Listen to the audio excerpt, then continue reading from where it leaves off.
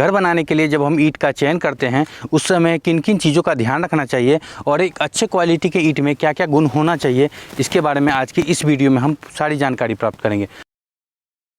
नमस्कार दोस्तों, मैं हूं गोपाल और स्वागत है आप सभी का एक और नए वीडियो में।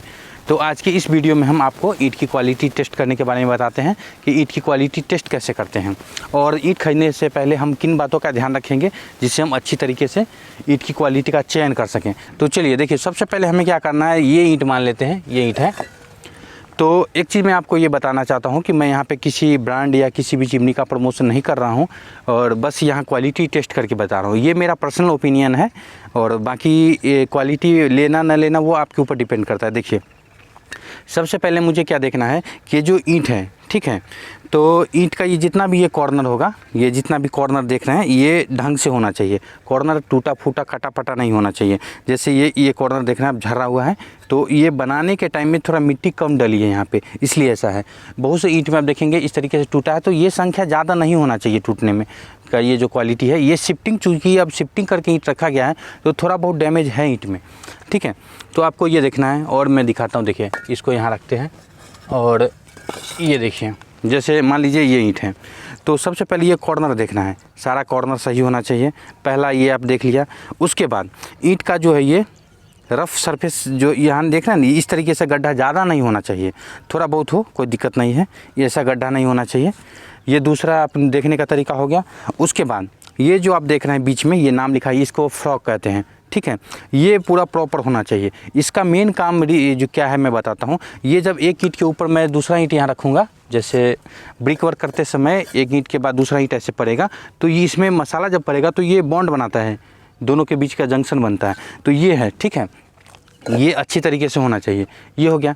अब इसके बाद बात करते हैं इसकी लंबाई और चौड़ाई की। देखिए, हर जगह हर क्वालिटी के लोग ईंट बनाते हैं, उससे मतलब नहीं है, लेकिन यहाँ की बात जो अभी नॉर्मल चल रहा है उसकी मैं बात कर रहा हूँ। अब यहाँ से यहाँ इस कॉर्नर से इस कॉर्नर से टेप से नापेंगे तो यहाँ 9 इंच होना चाहिए, कम से कम 9 इंच। उसके बाद ये चौड़ाई 4 इंच का होना चाहिए, ठीक है, और ये मोटाई 3 इंच होना चाहिए। ये आप समझ गए, 9 इंच, यहाँ 4 इंच और ये 3 इंच, ठीक है। ये हो गया। उसके बाद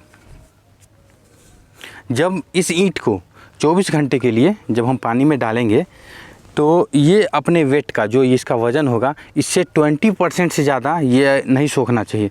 यानी कि पानी में हम इसे जब डुबाएंगे और जब हम इसे निकालेंगे पानी में 24 घंटे के बाद जब निकालेंगे, इसका वज़न करेंगे तो जितना इसका वेट होगा उससे 20% से ज़्यादा नहीं बढ़ना चाहिए इसका वेट, ठीक है। ये तो हुआ। उसके बाद अब साउंड टेस्ट करते हैं। देखिए, 2 ईंट हम लेंगे, ये हो गया और ये हो गया, ठीक है। अब ये 2 ईंट लेंगे और इसे आपस में टकराएंगे। देखिए,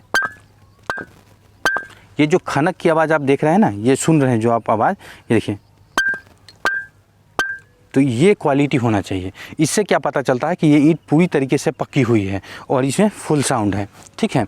और दूसरी बात अब मैं बताता हूँ आपको कि ईंट का ये जो पका हुआ ईंट है, तो इसमें क्या है कि कुछ ईंट आप देखेंगे जो पका हुआ नहीं होता है, उसमें ये कुछ पूरा प्रॉपर रेड होगा और कुछ यहाँ का एरिया देखेंगे हल्का पीलापन टाइप का होगा, ठीक है। तो ऐसा नहीं होना चाहिए। ऐसा ये पूरा प्रॉपर एक ही जो कलर है पूरा यूनिफॉर्म कलर में होना चाहिए, पूरा एक ही कलर का ये ईंट होना चाहिए। उसके बाद जब हम यहाँ से तो 4 या 5 फुट के आसपास से इसे हम ईंट को ऐसे गिराएंगे, ठीक है, तो ये ईंट टूटना नहीं चाहिए। यही है टेस्ट करने का, जो कैसे कैसे टेस्ट करते हैं। तो आज की इस वीडियो में आपने जाना कि हम ईंट की क्वालिटी कैसे टेस्ट करते हैं।